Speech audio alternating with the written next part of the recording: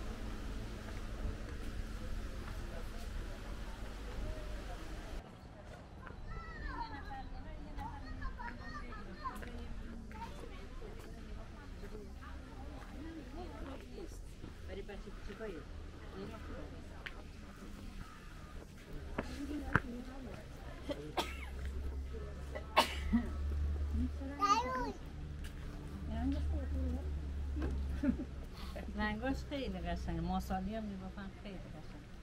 کره مثلا ماست تو هنوز ببین کاری بد کردی.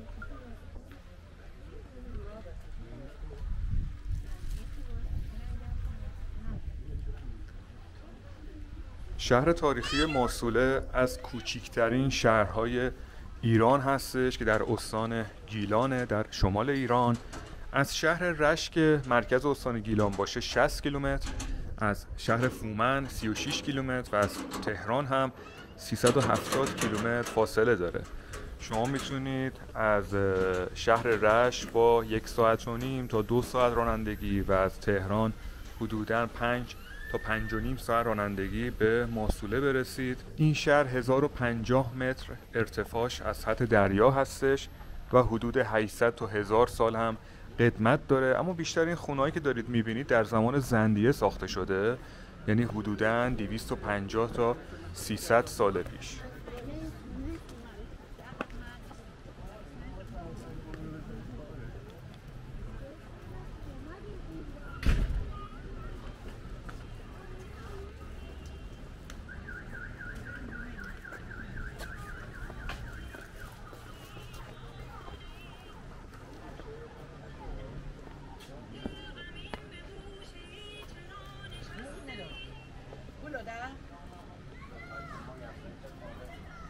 موصوله یکی از توریستی ترین شهرها و مکانهای دیدنی ایران هستش که هر سال 10,000 توریست چه از ایران چه از کشورهای دیگه برای دیدن این شهر بسیار زیبا با این معماری خیره کننده به اینجا میان. به همین دلیل خیلی سویت و هتل و اقامتگاه و رستوران اینجا میتونید ببینید که یکی از رستوران ها دقیقاً همین هست که داخلش رو بهتون نشون بدم.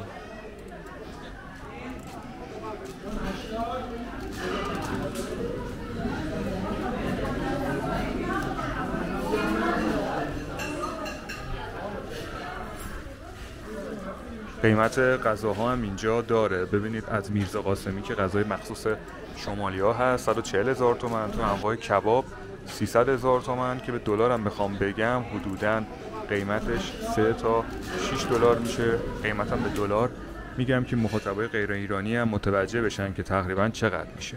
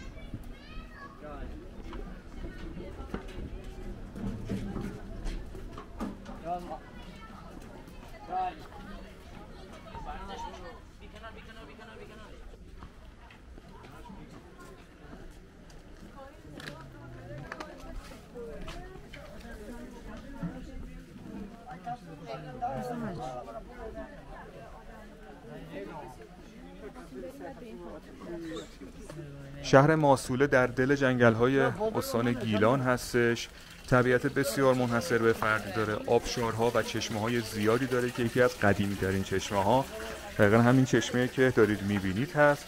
اینجا هم نوشته که به دلیل ترکیبات بیکربنات آب این چشمه میتونه برای مشکلات گوارشی مفید باشه.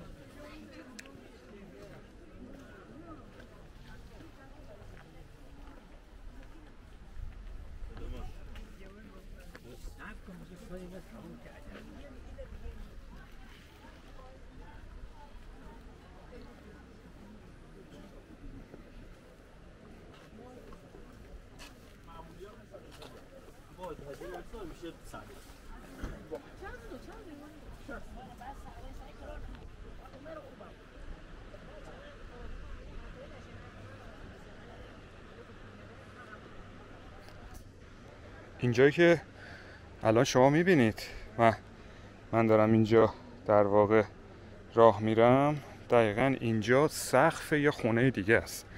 یعنی همه این شما خونهایی که دارید میبینید همه در واقع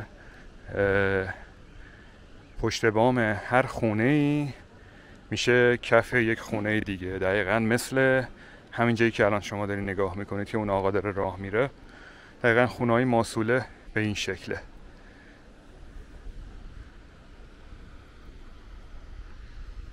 ما الان از اون سمت که شما دارید میبینید از اونجا راه افتادیم، این مسیر رو اینجا اومدیم و تا اینجا رو الان رفتیم و بقیه‌اش هم مونده بهتون نشون بدیم. اینم مسجد ماسوله هستش. کلی کبوتر همون بالا نشستن و خیلی یک منظره خوبی رو درست کرده.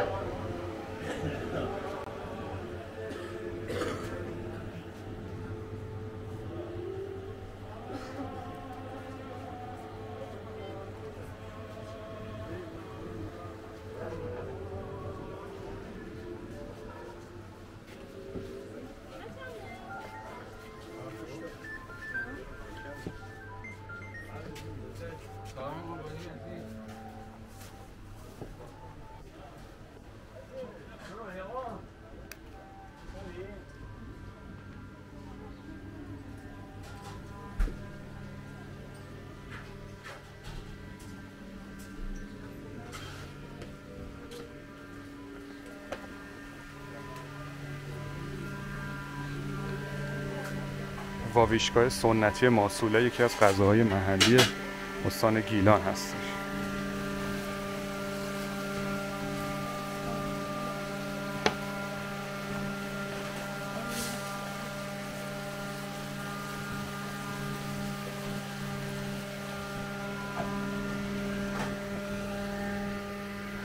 تو این منظره میتونید اینجا نوش جان کنید، اینجوری براتون میارن. بوش که واقعا دیوونه کننده بود، انقدر بوی خوبی داشت که اصلا حد نداره واقعا. به چقدر قشنگه این ماسوله، چقدر قشنگه. اینجا هم دارن اشتباه نکنم آش رشته درست میکنن.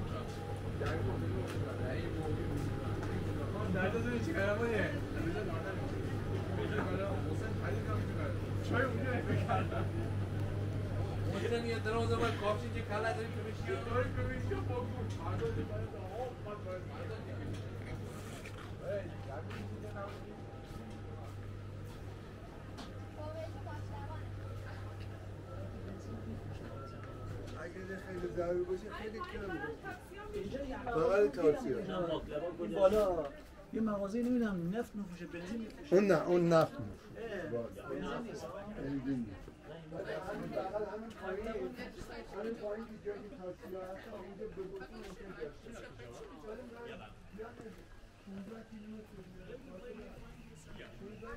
بیشتر خونه‌های ماسوله 2 طبقه دارن و هر خونه هم از 2 بخش تشکیل شدن. یکی بخش تابستانی که بهش میگن اتاق پیشخوان و یکی هم بخش زمستانی که بهش میگن سومه. این قسمتی که شما دارید میبینید که پنجره‌های ارسی شکل بسیار زیبایی داره و گل‌های شمعدانی هم هست که این گل‌های شمعدانی در واقع نماد ماسوله است. این بخش تابستانی خونه‌های ماسوله هستش.